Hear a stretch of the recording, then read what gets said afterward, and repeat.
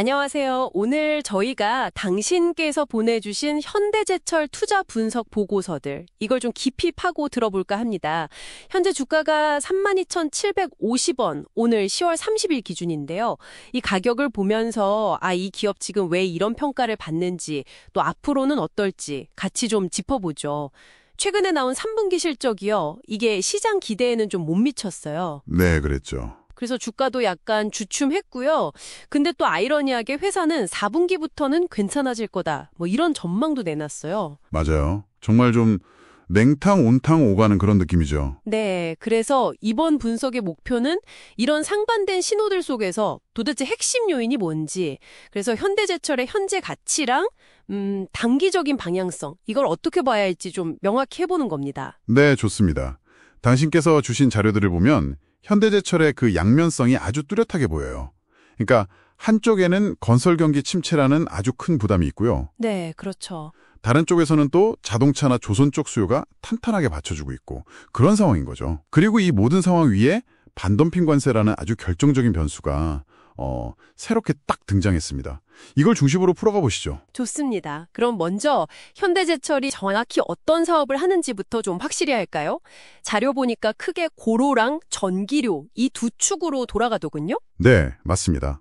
고로 부문은 아시다시피 철광석을 녹여서 주로 자동차 강판이나 배 만드는 데 쓰는 두꺼운 판재, 이걸 만들죠. 현대차 그룹이나 국내 큰 조선사들이 주 고객이고요. 이쪽은 수요가 아주 견조해서 지금 현대제철 실적에는 버팀목 역할을 하고 있습니다. 고로 쪽은 튼튼하군요. 네. 반면에 전기로는 이제 고철을 재활용해서 주로 건설 현장에 쓰는 철근이나 H연강 같은 봉형광을 만들어요. 근데 요즘 건설 경기 워낙 안 좋지 않습니까? 그렇죠. 신박하죠. 네. 그러다 보니까 이쪽 사업이 전체 실적이 발목을 잡고 있는 그런 형국입니다. 생산 방식도 다르고 주력 시장도 상당히 다른 거죠. 이야, 정말 극과 극이네요. 이런 상황에서 3분기 실적이 예상보다 더 안 좋았다. 네. 영업이익 932억 원이면 작년 같은 기간에 적자였던 걸 생각하면 흑자 전환 자체는 다행인데 네. 시장 기대치는 한참 못 미쳤단 말이죠. 이걸 어떻게 봐야 할까요? 그게 중요한 지점인데요. 흑자 전환 자체는 물론 긍정적이죠. 하지만 시장이 아마 더 주목하는 건 주가 순자산 비율, PBR일 겁니다. 이게 지금 0.2배 수준이라는 건데 이게 그냥 단순히 와 싸다 이걸 넘어서는 해석이 좀 필요해요. 0.2배라는 숫자에 다른 의미가 있다. 네. 그러니까 이 PBR 0.2배가 단순히 건설 경기 부진 때문만은 아닐 수 있다는 거죠. 어쩌면 시장이 현대제철의 어떤 장기적인 수익성 개선 능력이나 뭐랄까 구조적인 변화 가능성에 대해서 아직은 좀 물음표를 가지고 있다. 이런 신호일 수도 있습니다.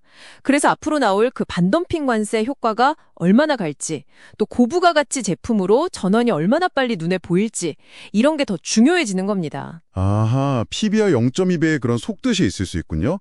그래서 이 반덤핑 관세가 진짜 게임 체인저가 될 수도 있다 이런 말씀이시죠? 그렇죠.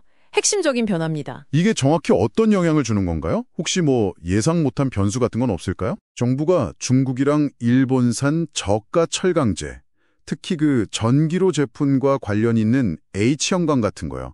여기에 대해서 최대 34%나 되는 높은 반덤핑 관세를 최종 확정했어요. 이게 당장 4분기부터 효과가 나타날 텐데 쉽게 말하면 수입산 저가 제품들이 이제 가격 경쟁력이 확 떨어지면서 현대제철 같은 국내 업체들이 좀 숨통을 틀 수 있게 되는 거죠. 가격 방어막이 생기는 거군요. 네, 국내 시장 점유율도 회복하고 가격도 좀 안정되고 나아가서는 수익성 개선까지 기대해 볼 수 있는 겁니다. 물론 관세 효과가 기대만큼 안 나오거나 중국 업체들이 또 다른 방식으로 나올 수도 있겠지만 단기적으로는 분명히 강력한 호재죠. 그렇군요. 그럼 이런 반덤핑 관세라는 방패 뒤에서 현대제철은 뭔가 공격적인 수도 준비하고 있겠죠? 당신께서 주신 자료들에도 미래 먹거리 얘기가 좀 있던데요? 네, 당연히 수비만 하는 게 아니라 공격도 준비 중입니다. 크게 보면 한 세 방향 정도인데요. 첫째는 이제 더 가볍고 더 강한 차세대 자동차 강판, MS 강이니 3세대 강판이니 하는 고장력 강 쪽이고요. 자동차 쪽, 네? 둘째는 고층 빌딩 같은 데 쓰는 특수 건설 자재, HC 컬럼 같은 고강도 기둥재 같은 거, 이것도 고부가 가치죠. 그리고 마지막으로 최근에 AWS 데이터 센터 같은 데 공급해서 주목받았던 저탄소 철강제, 친환경 이슈에 대응하는 거죠. 친환경. 네, 결국은 단순 가격 경쟁보다는 기술력, 그리고 친환경성, 이걸 앞세운 고부가 가치 제품으로 승부하겠다. 이런 전략입니다. 정리해보면 단기적으로는 관세 효과로 실적 개선을 좀 꾀하고 장기적으로는 그런 고부가 친환경 제품으로 아예 체질을 바꾸겠다. 이런 거네요. 맞습니다. 그래서 자료들 보니까 2026년에는 영업이익이 1조 1천억 원 이상으로 확 뛸 거다. 뭐 이런 전망까지 나오는 거고요. 네, 시장의 눈높이는 이미 내년 2025년에 점진적 회복 이걸 넘어서 2026년에 본격적인 턴어라운드에 맞춰지고 있는 그런 분위기입니다. 하지만 당신께서도 잘 아시겠지만 외부 변수는 늘 조심해야죠.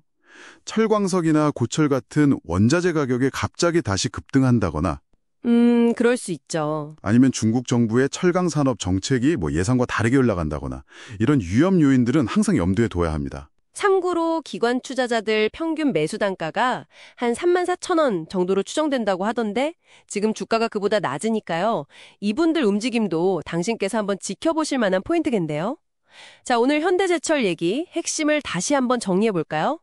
현재 주가는 건설 경기 침체, 그리고 3분기 실적 부진, 이런 악재를 반영해서 PBR 0.2배라는 아주 극단적인 저평가 상태에 있다. 네. 하지만 4분기부터 본격화될 반덤핑 관세가 실적 개선에 강력한 촉매제가 될 걸로 기대가 되고요. 자동차와 조선 부문의 안정적인 수요도 긍정적입니다. 여기에 고부가 가치, 또 친환경 제품으로 전환하려는 노력에 더해지면서 시장은 이제 2026년의 실적 급증 시나리오에 주목하고 있는 거죠. 네, 오늘 분석 덕분에 현대제철을 둘러싼 여러 요인들, 이걸 좀 입체적으로 볼 수 있었습니다. 감사합니다. 마지막으로 이 분석을 바탕으로 당신께서 한 번 더 깊이 생각해 보실 만한 질문을 던져보겠습니다. 네. 현대제철의 턴어라운드 스토리는 사실 반덤핑 관세나 중국 정책 같은 외부 환경 변화에 상당히 기대고 있는 면이 있습니다. 그렇다면 질문은 이겁니다. 과연 현대제철은 이런 외부 환경의 순풍이 만약 잦아들었을 때 순전히 자체적인 고부가 제품 전략과 내부 혁신만으로 얼마나 지속 가능한 성장을 이끌어낼 수 있을까요?